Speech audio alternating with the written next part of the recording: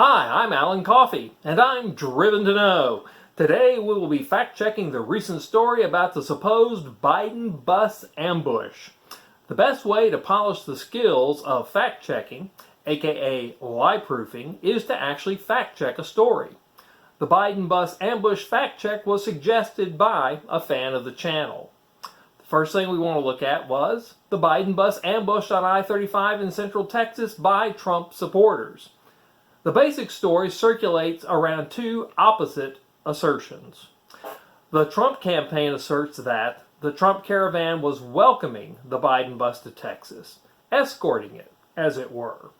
The Biden campaign asserts that the Trump caravan attempted to interfere with the bus's progress by using their vehicles to slow down or potentially run the bus off the road. The question is then, which is correct? And how do we find out? First, we consult local media sources. Links to these will appear in the video description, by the way. I read the Austin American-Statesman's coverage. I watched the coverage from Austin's KXAN TV and read their online story. I watched the coverage from Fox 29 San Antonio, and I read their online story. I read the Texas Tribune's coverage. I then read national and international coverage of the incident. I read the Blaze's coverage. I read the Washington Post's coverage. I read the British newspaper The Guardian for some international context. And finally, I went to fact-checking sites and articles. I read PolitiFact's fact-checking. I read Snopes' fact-checking. I read USA Today's fact-checking article. And after I read all this, it boils down to the question of whose version is right, the Trump campaign or the Biden campaign. Facts seem to indicate this.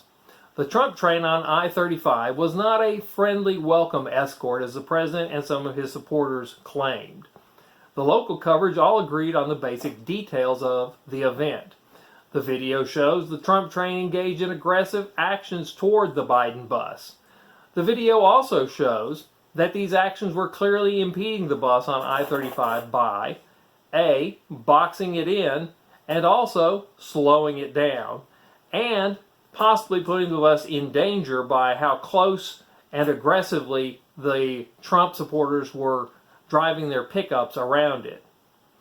Local coverage also confirmed that at least one police department, Kyle, Texas, responded to a 911 call from the bus. The coverage clearly indicates that the persons on the bus felt threatened and harassed by the Trump train, no matter what the Trump supporters say their intentions were.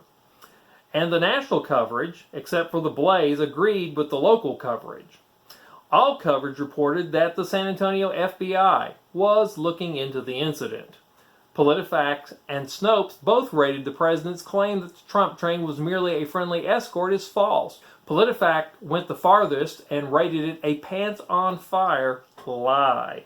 Snopes declared that the harassment claim was mostly true. Snopes added that the driver of the pickup seen in the video admitted to slamming the white SUV driven by a Biden supporter, and Snopes finalized their rating based on information from a private Facebook group used by the Trump train group called the Alamo City Trump Train. This group was where the convoy was organized to block the Biden bus with hashtag Operation Block the Bus.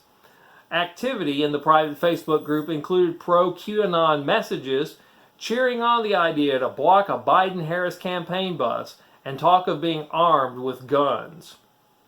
So to sum up, Trump supporters did target the Biden-Harris campaign bus with harassment on I-35.